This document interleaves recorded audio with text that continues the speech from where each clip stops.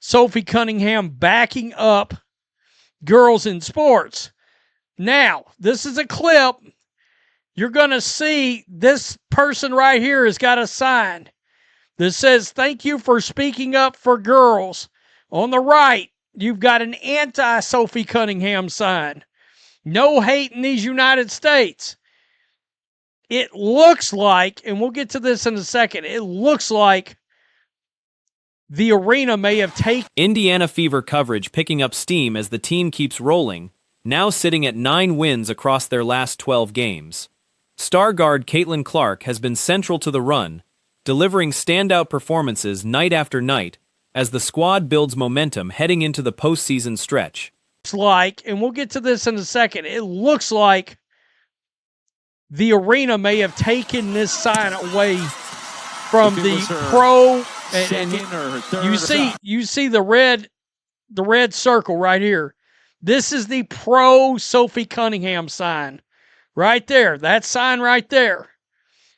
So there's the sign. Second or third. Okay. Now we come back down the court. Sign is gone. Sign is gone.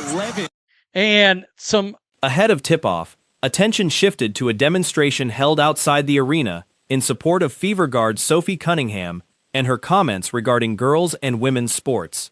Video captured from the scene showed one attendee holding a sign thanking Cunningham for speaking out, positioned near a separate group, displaying a sign expressing opposition to her stance. I wasn't the only one that actually noticed this. Let me see. My boy Johnny Root picked up on it right here.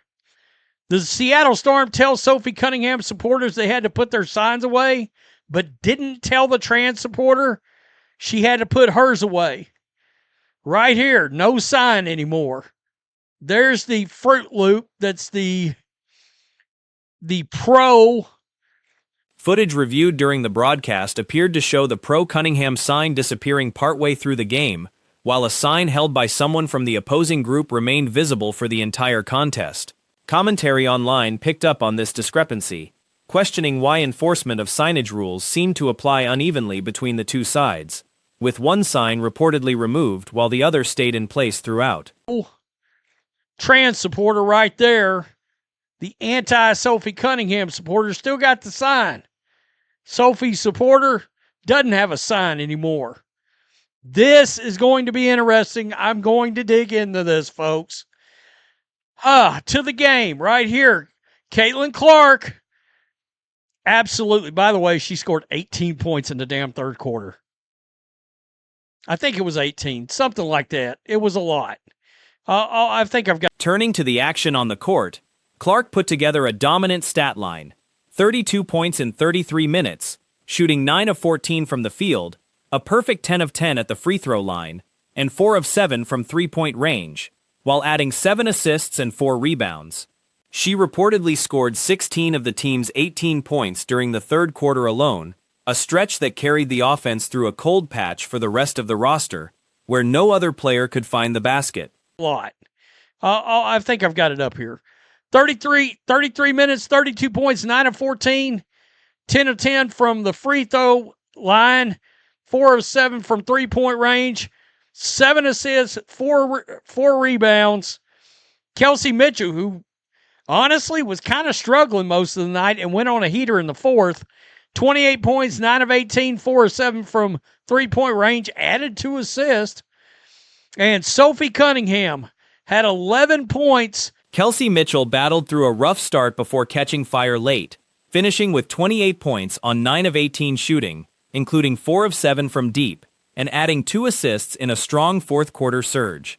Cunningham chipped in 11 points, connecting on 3 three-pointers early, reportedly hitting her first 3 attempts from beyond the arc in quick succession, while adding 5 rebounds and 2 assists of her own.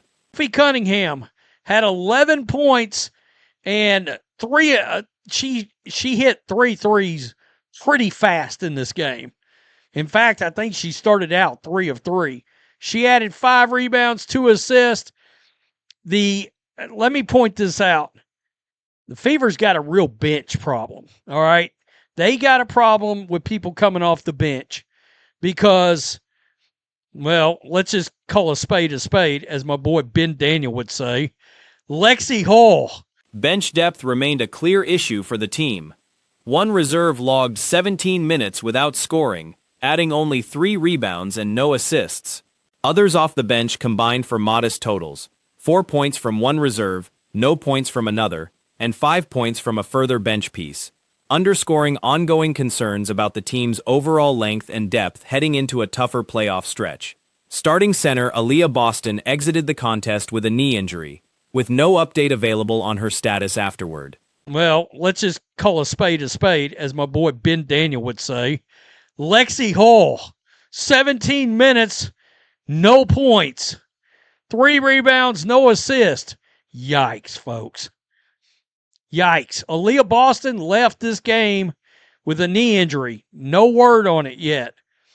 But off the bench, Timpson, 4 points. Harris, 0 points. Mahisha Hines-Allen, 5 points. This team has got a depth problem. This team has got a length problem. Clark also hit a notable milestone during this stretch, becoming the fastest player in league history to reach 500 points and 150 assists within a single season, a mark set prior to this particular game. Has got a length problem. So, while they've been on a heater lately, that's going to show up in the playoffs. All right? That's going to show up.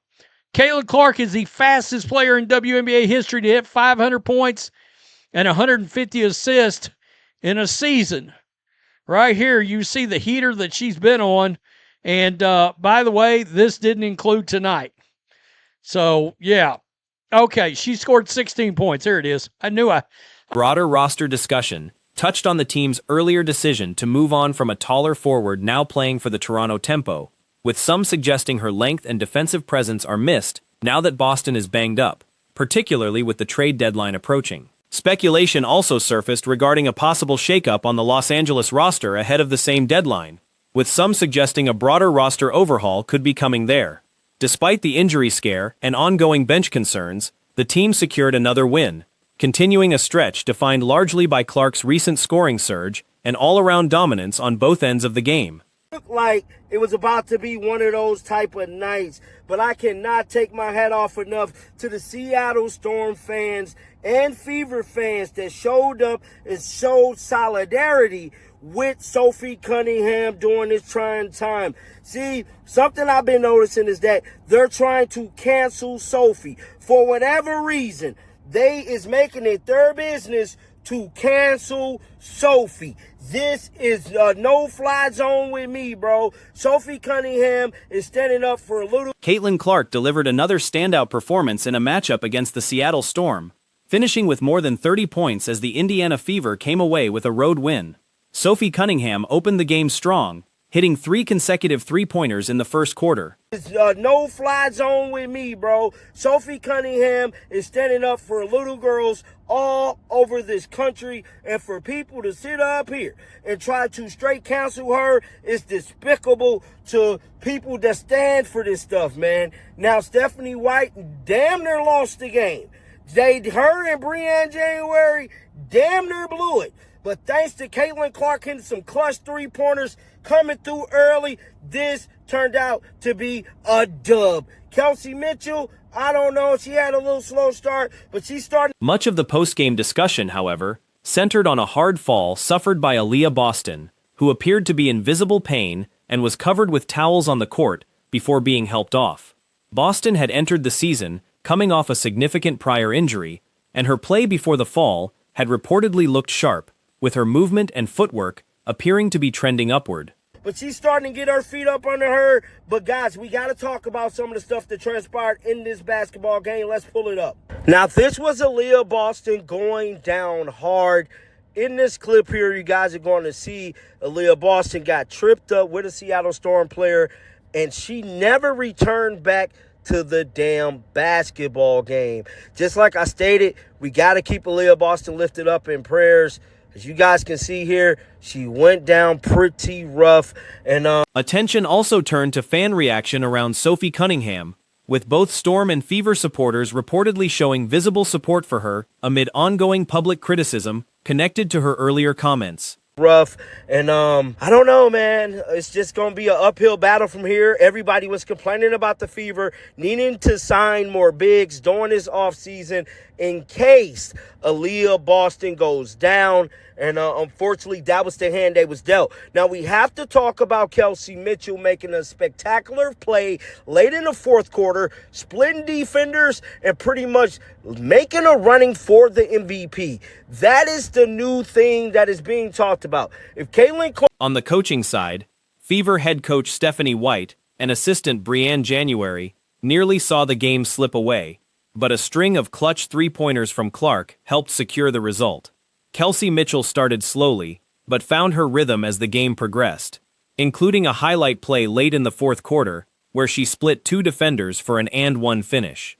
It's the new thing that is being talked about. If Caitlin Clark do not make a move, bro, I am convinced without a shadow of a doubt, Kelsey Mitchell has a very, very strong chance of becoming the MVP of the WNBA. Now, as you guys can see on this play right here, Kelsey Mitchell leads to the left, split the defenders, come in for the and one. Spectacular play. And I'm telling you right now, she's making a running for the— That sequence added to ongoing conversation about Mitchell's standing in this season's MVP conversation, with some suggesting that if Clark doesn't separate herself further, Mitchell could emerge as a serious contender, a factor some tie to her upcoming free agency and expectations around a maximum contract, with speculation about whether she remains with Indiana beyond this season. One spectacular play, and I'm telling you right now, she's making a running for the MVP. Kelsey Mitchell probably already know her time with the Indiana Fever could possibly be over. And now she done got a taste of that max money. She want to make sure she keep getting max money. And I got to be honest with you, bro. I truly believe Stephanie White is helping her. I just got a hard time believing that Kelsey Mitchell will be returning to the Fever after this season. You guys know we got to say the best for last. Boston's fall came off a collision with a Seattle Storm defender, after which she did not return to the game. The incident renewed earlier offseason discussion about the Fever's frontcourt depth and the risk of not having enough size on the roster in case Boston were sidelined. Monique Billings stepped into a larger role afterward, playing 30 minutes and recording a double-double with 14 points and 11 rebounds, compared to 11 points in just 11 minutes for Boston before her exit. You guys know we gotta say the best for last. Caitlin Clark unloads on the Seattle Storm yet again in the fourth quarter. Caitlin Clark and Kelsey Mitchell really put the team on their backs when Aaliyah Boston went down. And one thing I can tell you guys, if you've been following Caitlin Clark since her rookie year, you already know what time it is. Caitlin Clark is about to have her MVP run the second half of the season. And she made history yet again tonight. When it comes to Caitlin Clark in second half, CC, get ready. Clark finished with 32 points on 9 of 14 shooting, including 4 of 7 from three-point range, along with 4 rebounds and 7 assists in 33 minutes, a workload load reflecting no minutes restriction. She also had 4 turnovers, though that number has trended down recently. Maisha Hines-Allen added 5 points and 4 rebounds in 11 minutes, while Michaela Timpson contributed 4 points and 4 rebounds across 28 minutes. The Fever closed out the game 105-95, sealing the result in the final seconds.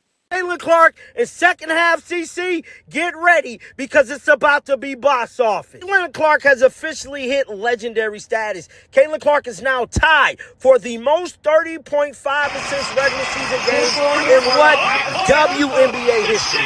This has been another historic game, historic moment for the GOAT, Caitlin Clark. That's about 2.9 seconds left in the game. The Indiana Fever's up 105-95, going up against the Seattle Storm. And I'm telling you, looking ahead, questions remain about how Indiana adjusts if Boston's injury sidelines her further, especially with both Clark and Mitchell producing high-scoring performances recently. Separately, trade deadline speculation continues regarding Kelsey Plum, with reports suggesting she may be looking to move on from the Los Angeles Sparks.